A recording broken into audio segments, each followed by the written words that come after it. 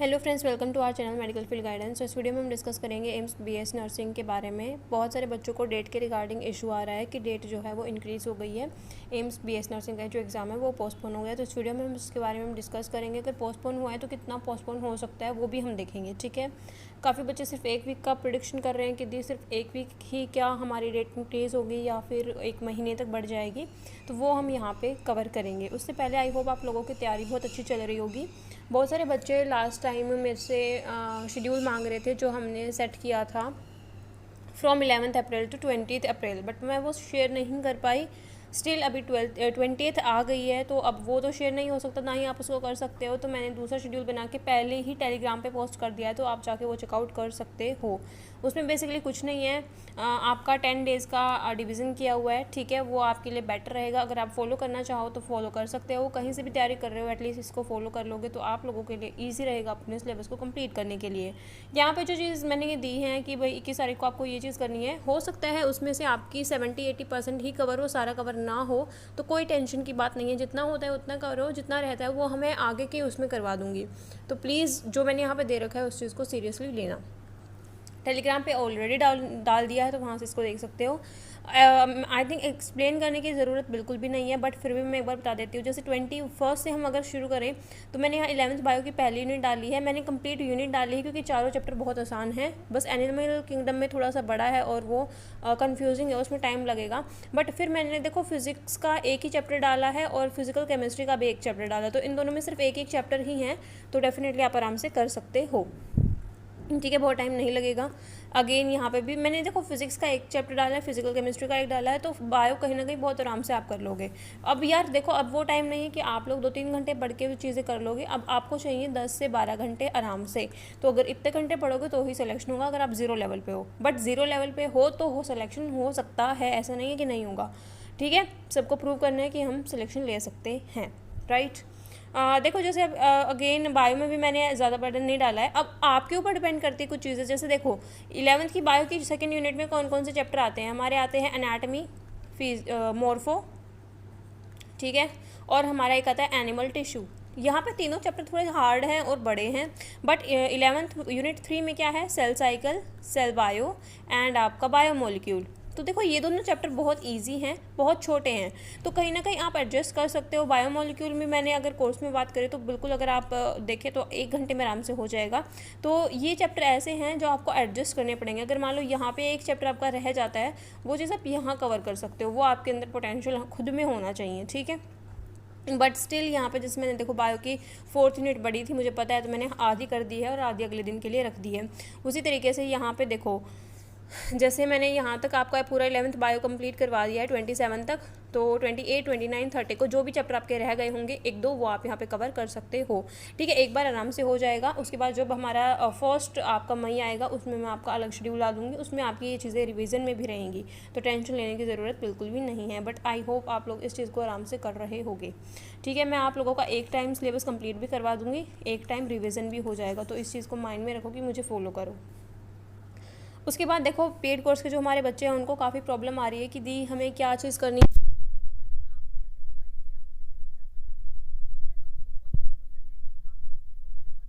देखो बायो में हमने आपको कंप्लीट लेक्चर प्रोवाइड कर दिए हैं, सारे लेक्चर करने हैं। ठीक है, जो भी लेक्चर है, जितना भी लेक्चर है, सारे करने हैं। ठीक है, एनसीईआरटी हाइलाइट्स मैंने आपको हर एक चैप्टर के प्रोवाइड कर दिए। प्लांट फिजियो के नहीं किए, आई थिंक नहीं कर दिए।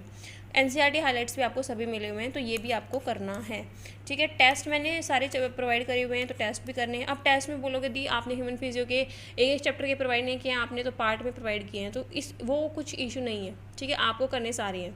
ठीक है, क्वेश्चन सीरीज़ में मैं बात करूँ तो देखो 11th बायो की मैंने सिर्फ 45 क्वेश्चन सीरीज शेयर करी है, मैंने 12th की नहीं डाली है क्योंकि फिर वो ज़्यादा हो जाता है। इस वजह से मैंने देखो मुझे पता है कि कहाँ किस चीज़ को ज़्यादा इंपॉर्टेंस देनी है, तो वो चीज़ आपको करनी है।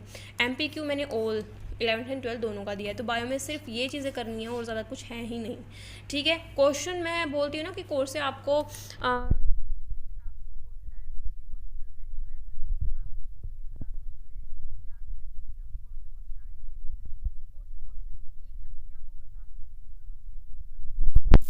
फिजिक्स में मैंने क्या दिया है, आपको लेक्चर्स मिल गए हैं, माइंड मैप मिल गए हैं, हैंड नोट्स देखो किसी चैप्टर के मिले हैं किसी के नहीं मिले हैं, तो उनको स्किप करो। हैंड नोट्स अभी पढ़ने का कोई फ़ायदा नहीं है, तो उनको स्किप करो, मत करना, ठीक है। कोई भी चैप्टर का मत करना, ठीक है, चाहे 1-2 का मैंने दे रखा उसका भी मत करना। टेस्ट आपको सारे करने हैं। 11th फिजिक्स 45 क्वेश्चन सीरीज़ मैंने प्रोवाइड की है, बस वो करनी है। 12th में फिजिक्स में मैंने 45 क्वेश्चन सीरीज़ नहीं दी है, उसमें सिर्फ मैंने MPQ दिए हैं। 11th में मैंने MPQ नहीं दिए हैं। MPQ क्या है, मोस्ट प्रोबेबल क्वेश्चन सीरीज़, तो ये भी आपको करने हैं।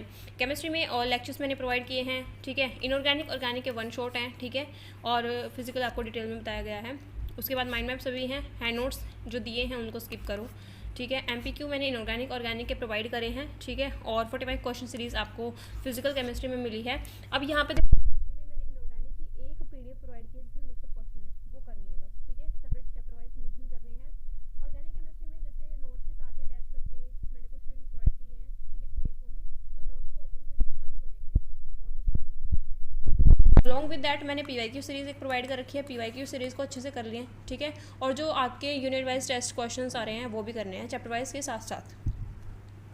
अब यार देखो, कुछ बच्चों को डाउट होगा कि हम अपना एग्ज़ाम जो है वो अभी जो बचा हुआ टाइम है 1 महीने में तो एम्स का एग्ज़ाम हो ही नहीं सकता, नीट से हाई लेवल आता है, ये वो ऐसा कुछ भी नहीं है। देखो मेरी बात ध्यान से सुनो, एक चैप्टर उठाओ, ठीक है, पहले तो देखो ये चैप्टर मत उठाओ, पहले तो देखो अपना इंपॉर्टेंट चैप्टर का एक वेटेज देखो कि कौन सा इंपॉर्टेंट है कौन सा नहीं है।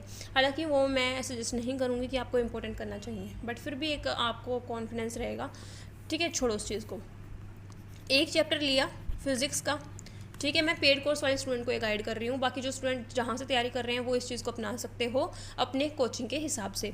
जैसे आपने एक चैप्टर लिया, हम क्या करते हैं, एक चैप्टर के आपको 50 क्वेश्चन प्रोवाइड करते हैं, राइट, बच्चों को पता है 50 क्वेश्चन भी होंगे और उससे कम भी होंगे, ठीक है।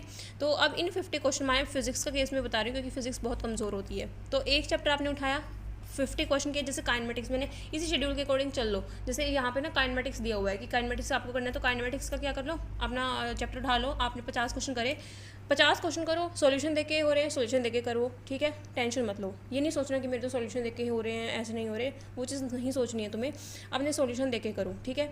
आपने कर लिए, मान लो 50 में से आपने सारे के सारे सॉल्यूशन देख के ही किए, अगले 3 दिन बाद उस चैप्टर को फिर से उठाओ, फिर से क्वेश्चन करने की ट्राई करो विदाउट सॉल्यूशन देखे।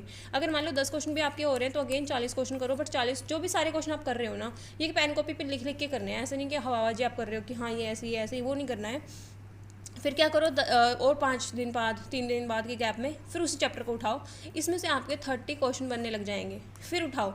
ये ना रिवीजन ना जब आप करोगे ना कि यहाँ उठाया तो टाइम कम भी लगता है, ठीक है, और आपके रिटेन भी रहेगा, रिवीजन भी वो चीज़ होगी। तो आई होप आप ये वाला पॉइंट समझ गए होगे, जो बच्चा ये वाला पॉइंट समझ गया होगा उसका कोई भी चीज़ नहीं रहेगी, एंड आई होप कर लोगे।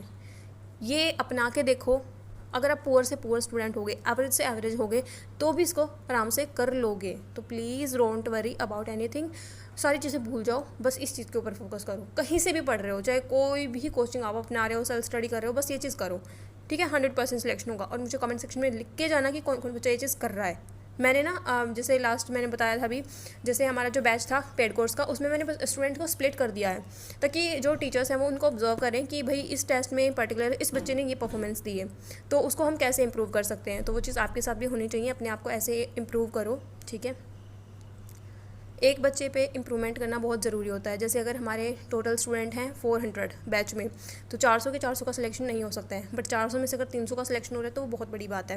वो 300 का सिलेक्शन जैसे होगा अगर हम उनके ऊपर ध्यान देंगे, सिर्फ उनकी मेहनत से काम नहीं चलेगा। अगर उनको ये पता नहीं चलेगा कि ये फिज़िक्स में इसमें आप अटक रहे हो तो आप कैसे इंप्रूव कर सकते हो, ठीक है, वो चीज़ इंपॉर्टेंट होती है। तो डेफिनेटली अभी उसी चीज़ पे हम काम कर रहे हैं। बहुत सारे स्टूडेंट को हमने अभी मैसेज भी किया है रिसेंट, जो उन्होंने टेस्ट दिए हैं उनके बिहाफ पे, तो वही चीज़ सेम आपको भी करनी है।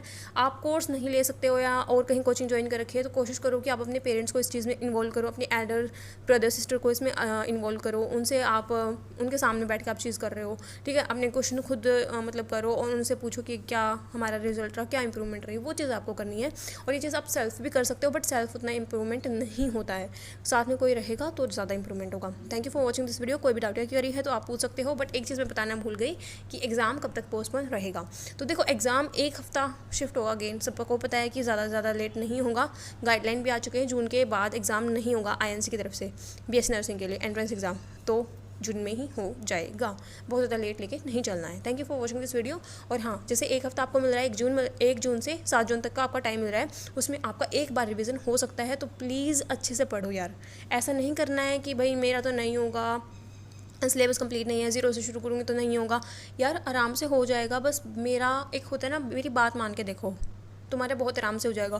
तुम्हें 100 के 100 नंबर नहीं लाने हैं, सिर्फ सिलेक्शन लेना, 50 नंबर चाहिए, 50 नंबर ऐसे आएंगे, ठीक है। और कोर्स से जो बच्चे बोल रहे हैं कि दी 60 क्वेश्चन डायरेक्ट क्वेश्चन आएंगे, देखो 100% आएंगे, बट वो सिलेक्शन की गारंटी हम आपको नहीं दे सकते हैं कि आपका सिलेक्शन होगा या नहीं होगा। कोर्स से 60 क्वेश्चन आएंगे, ठीक है, वो चीज़ हम बोल सकते हैं, क्योंकि बेटा आप कोर्स लो और उसको पढ़ो या ना पढ़ो तो हम उसमें नहीं बता सकते हैं चीज़ें, तो दैट्स वाई।